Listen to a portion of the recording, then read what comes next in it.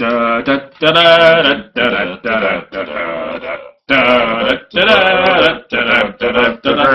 proud patriot you see in front of you, Ronald Reagan. We're going to look at the era 1980s, which are known as the Reagan years. We are now focusing pretty much all of our efforts on explaining how does X Factor cause the end of the Cold War, because that is where we are rapidly approaching to. So, first things first, Reagan. Who is he? Well, he's a Republican president from the 1980s. He is a man who is a strong patriot. He sends his whole message about Americanism. America is good, blah, blah, blah, blah. He is also an ex-actor. He's an actor, in fact, who, as part of these show trials, the McCarthy show trials of Hollywood, he will denounce other actors and other directors as being communist, being relatively hardcore. And he is a figurehead of a wider neoconservative era. Neoconservatives are people who believe that actually we need to have a more hawkish foreign policy. If you imagine there's two types of people, doves and hawks. Doves make peace, hawks decide to fight. And a lot of what Reagan does is actually him, like the good actor he is, reading the lines that other people have told him to do. And they have told him we need to meet strength to strength, and as we shall see, he will do a much more contradictory and much more controversial and violent approach towards the Cold War. He is an uncompromised anti-communist. He sees Russia as not something to make peace with, but something that was always trying to spread influence and take over the world, so therefore needs to be stopped. Essentially, if you make peace with something that's always trying to take over, much like Hitler, all you're doing is strengthening them. It's better to meet strength to strength. And he is a man prone to simplistic statements and solutions. He's not a massively informed statesman. He likes sound bites. They sell well to American people. But he's also not someone who has a very subtle military policy. He's not really an intellectual president. He's one who stands for image rather than simplistic ideas. For example, here's a couple of quotes. My solution for the Cold War: we win, they lose.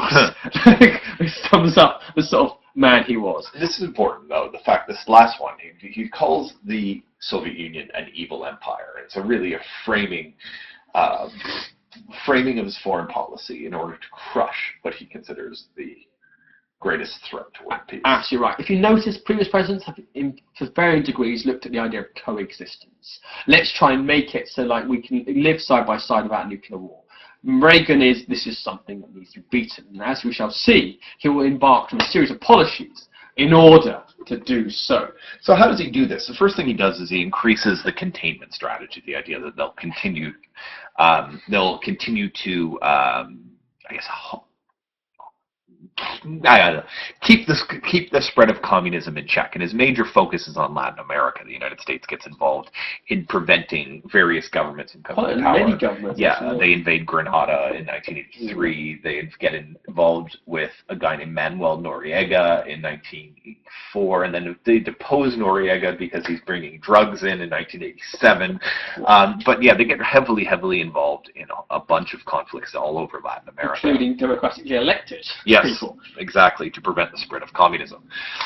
He believed that there was a gap in military power in détente, which weakened the United States. So he believed strongly then that as a result of this, that the Cold War could be won by not giving in militarily and signing limitation treaties, but increasing the strength and power of the United States vis-a-vis the Russians. Therefore, by starting a second arms race, he could both cripple the economically struggling Soviet Union, a country that's becoming under increased pressure economically to pay for their invasion of Afghanistan, amongst other things, and that by increasing an arms race, which automatically the Soviets would have to answer to by developing their own expensive weapons, he could cripple the Russian economy and their system. This is a real interesting strategy, because he's correctly realized that the USA is richer and can afford this increase in spending more. And he knows, therefore, by expanding military spending, Russia will be able to spend less money on the people, like healthcare services, consumer goods, and stuff that makes people happy. And what he's trying to do is bankrupt Russia to some extent, and force them to take unpopular policy decisions, make society worse off the Russians, and hopefully forestall some sort of internal rebellion. And this is sort of image, or this is sort of seen by his military policy. He increased his military spending in 5 years to $1.6 trillion. This is the largest percentage in increase in peacetime history. It's only beaten by World War II, which is like there was an actual war, and they didn't spend much money before. This is a huge increase. We see, and most of it actually is increased by, as we shall see, borrowing money. And a lot of the American debt today, which is blamed Democrats, comes from this decision, because Reagan will refuse to rise taxes as a result. In fact, he'll cut many taxes. So actually a lot of this comes from debt, but we'll come into that in more detail later. So we see increasing numbers of MX missiles, which we'll talk about later. B-1 bombers, which are almost the next level of bomber from the B-52. They're stealth bombers, which means they can't be detected and shot down. That's building 6 Trident nuclear submarines. Trident actually being an issue today in modern politics, although maybe when you're listening to this it might not be. But nuclear submarines which can go everywhere and shoot up to 24 nuclear missiles on their own, so they can't be trapped. And increase a navy from 450 to 600 ships. As well as that, he's expanding the CIA's covert arms. They're the people who fund the Mujahideen, do the spying and topple dictators behind the scenes, and start developing B-2 stealth bombers and their development there. So he's massively increasing the amount of spending, and he knows that Russia is going to have to respond. So what are his other policies? He comes up with this idea of NUTS, nuclear utilization target selection. It's sort of a sort of pie in the sky idea that the United States should develop the ability to wipe Russia out before it can ever come back to them. Now, in other words, if we have enough weapons, and if they're dispersed, and if they're powerful enough and better than theirs, we can wipe Russia out with first strike capability, therefore removing Russia's ability to respond. So his whole military policy, built up in the Cold War, is largely based around this idea of NUTS, which it is. And I think the big thing about NUTS is NUTS isn't a real thing. It's posturing. I mean, it's Reagan flexing his muscles, saying, "Oh yeah, we can take him." It's not actually a policy in and of itself. So here's an example of NUTS. MAD, mutually assured destruction, is I have a gun to Mr. Raine's head, Mr. Raine has a gun to our head, and we don't shoot each other because we both die. NUTS is going, you know what? If we're shooting quickly, I'll win. And that's what it is. The idea of if we approach it in a certain way, we can win. What does this mean? This means that the whole thing of MAD, mutually assured destruction, which has kept the countries in peace, and therefore also stopped countries being too aggressive, is basically done. And the same sort of thing is evident in the 1981 zero option. What Reagan does is he says, tell you what, here's what we do. We'll get rid of 600 of our missiles in Europe, as long as you get 600 SS-20s in Europe in return. Now, on surface, this is Reagan being really, really generous and really, really peaceful. But Reagan knows full well that Brezhnev's not going to do that. And the reason why Brezhnev's not going to do that is because America has far more ICBMs, the intercontinental ballistic missiles, and Russia has far more of these local missiles. So if they get rid of their local missiles, suddenly it's helping America, because America can shoot loads of intercontinental ballistic missiles to Russia still, even though their medium-range ones have been removed, whereas Russia has some ICBMs, but not as many. So he knows Brezhnev is not going to agree. And then many historians even argue he knows that Brezhnev's not going to agree, and he's using this as an excuse to go, well, if you're not going to do the zero option, you clearly have bad intentions, so we're going to put more missiles in Europe. The zero option is essentially a clever maneuvering by Reagan in order to A, make Russia look like a bad guy, but B, potentially put more missiles in Europe. So again, he gets involved in Latin American countries. He supports a group called the Contras in Nicaragua, which would be massively controversial, and he does it covertly, trying to, hide the fact that he's getting involved. Unfortunately, and there's a really interesting story about a guy named Oliver North who, it's a big mess. But he supports anti-communist resistance movements in Latin America. All doesn't go well, but bottom line is a lot of this can be traced back to Reagan. It's illegal. It's not something he wanted to make public, but there's a fall guy basically assigned by the U.S. government. Who gets pardoned by Reagan as soon as he's convicted. Yeah, he's convicted and then pardoned. Yeah. Anyways, long story short, he funds and supports anti-communist dictators, a guy named Augusto Pinochet in Chile, who goes on to murder tens of thousands of his own people in cold blood. He's a horrific human being. And of course, he'll continue to fund the Mujahideen in Afghanistan, who are actually successfully battling the Soviet invasion at the time. He puts economic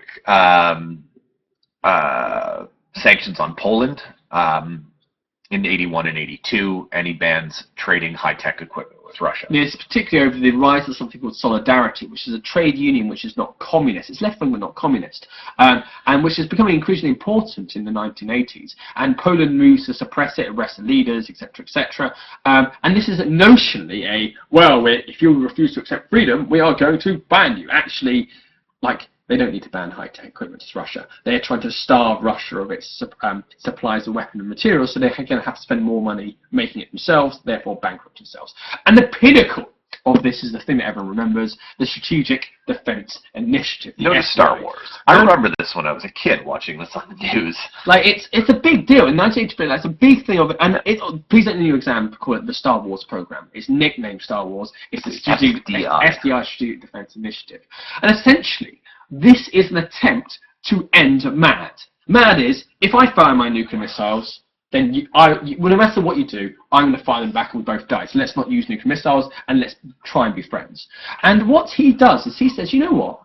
We can win this if we use lasers, okay? Which is essentially Reagan all over. As we shall see, this has no chance of working, but it sells well to the American public. They love it, and also it scares them. Yeah, and the fact of let's pretend that they actually successfully do this. The program in and of itself would be so fundamentally expensive that it would bring the United States economy to the brink of collapse, but at the same time, too, it would absolutely destroy the Russians. And let's pretend the USA could pull Star Wars off. It would basically mean that the USA could shoot any Russian weapon down before it ever gets anywhere close to a U.S. city or an allied country like Great Britain, which basically means that the United States would have unlimited ability to destroy the Russians, and therefore the Cold War, the essence of mutually assured destruction is moot. The USA would have the upper hand. I'm sure, and it's this idea of what had kept American Czech from being more aggressive was the fact that Russians would nuke with SDI. If that happened, if that exists, it never would, but say if it did, they could do what they want. And if the Russians want to nuke them, fine, we'll shoot your nukes down, and then we'll nuke you back. Let's see how you like that. Okay. Now, the big thing to know about SDI, there's no hope it will work. It is scientifically, even it's not there today, even our defensive missiles we have today are really dodgy. They only get work 5 to 10% of the time. It really no chance. But the important thing is the USSR doesn't know that it won't work, and he can't risk it if he suspects it. And so therefore Star Wars is profound. It alarms the USSR massively because they see it as a direct threat. What had kept them safe and what kept the world in peace was mutually assured destruction. And if Reagan successfully manages to get rid of that thing holding in, then that's clearly an attempt to cause a war down the line, as it were. So the new Soviet leader, Brezhnev, is dead, called Andropov. He'll shortly be dead. By the way, we're in a period where there's lots of small leaders who keep dying. Andropov will condemn this as this direct threat of peace and stability. However, it meant that Russia had to spend loads of money on countermeasures and research in order to, how do we get around this? The USSR don't try and invent their own FDI program. They realize they don't have the money and technology for that, but they try and think of ways in which they can try and, if it does in theory work, then how would we get around that? And that costs the Soviets tons of money. And remember, they're already paying to match. They're paying for the Afghan war. They're paying to match the massive increase in arms as it is, and now they're paying for this as well. This is going to start causing all sorts of problems. So how does this all affect relations? Obviously, anytime you increase defense spending with the nominal idea that it's to protect yourself against the Soviet Union to the tune of $1.6 trillion. It's going to increase tension and hostility, not to mention the fact that programs like Star Wars and some of the weapons they were developing are intentionally provocative, and they're all based around the idea that we can hit you, but you can't hit us back. This interestingly enough, though, also makes Russia a little bit more inclined to negotiate. Many key NATO countries become increasingly alarmed, however, at Reagan's antics and push him to slow down. Not Britain necessarily, but but let's take a good example. The French are really against the sort of the saber rattling and brinksmanship that he's sort of pushing in the 1980s. And in 1984, with an eye on an election, he begins to shift emphasis and propose a more moderate line of negotiations. Sure, and I think what's really important to realize is the Russians, are broke. and they're becoming broken. They've got an incentive to try and negotiate to make friends. Okay, the NATO countries and the election coming up is forcing Reagan to go, you know what? We've made our point. We're going to keep Star Wars on the table. We're going to keep the spending on the table, but we're not going to keep escalating it. We want to be held back a little bit. One of the big fears as a consequence of Reagan's foreign policy, especially amongst countries in Europe, was the fact that, the Russians are, and they realize it, everyone in the world realizes that the United States is about to completely eclipse technologically and economically the Soviets. And if the Soviets are ever to draw even, or ever to sort of limit the extent to which the U.S. pulls the lead, they're perhaps in a position now where they won't be in a year or two to invade. Perhaps they might consider war as an option to bring the U.S. back down to earth before it gets to a point when... Before Star Wars comes. Yeah, before Star Wars comes, and war is pointless because the United States will completely destroy it. That's right. So these are really smug points, because everyone's going to say, oh yeah, Reagan coming to power makes people really sad. Like, in reality, it does increase tension, but there are these around-the effects. So always, if you can pepper these in, you're shown to an AA star standard a little bit more complex. But the big question, I would say, is how do these Reagan policies, which even though he is prepared to negotiate and discuss, and there's lots of beautiful pictures next lesson of, like, Reagan and Gorbachev making lots of meetings, what effect does this have on the USSR? And it is profound. And I would argue it's a major factor for the ultimate fall of the USSR, although it hurts me to say this about Reagan. Because Russia, poor old Russia, which is really broke even in the 1970s, and is desperately trying to save money, because its economy, which we'll go into more detail, it's fundamentally broken by this point, still has to increase spending to match all this arms spending and SDI spending in the Afghanistan war. So this causes them huge damage. When you're spending money on unproductive stuff like tanks, which are just going to sit there, research, which, as my brother works in research, and they just give him money and he doesn't really do much. Like, because he says, oh, we haven't found it yet, let's have some more money, please. And then they give it to him. Like, that wastes money, essentially. Whereas that money could be spent on consumer goods, which helps stimulate the economy. It could be spent on welfare, which helps get jobs for doctors and nurses, etc., whatever. But because of the increase in spending, they're going to make cuts to consumer spending, cuts to welfare, and therefore, A, hurt the economy more, and B, make people unhappy. By this period, 25% of Russian GDP was spent on the military in the 1980s. That doesn't look like a lot. That is huge. Yeah. That's to put it in perspective today, Great Britain spends 1.8% of its GDP on its military and has the 5th biggest army in the world. And we're still broke. Like, this is profoundly huge. And actually, by Gorbachev's rise in 1985, the Russian economic growth was just above 0%. Now, we're about that level, and we're in a major recession. Okay? Like, growth should always be between 2 to 3% on any standard Western country. We're in a bit of bad shape because of the world economy, but that's fine. 0% is bad.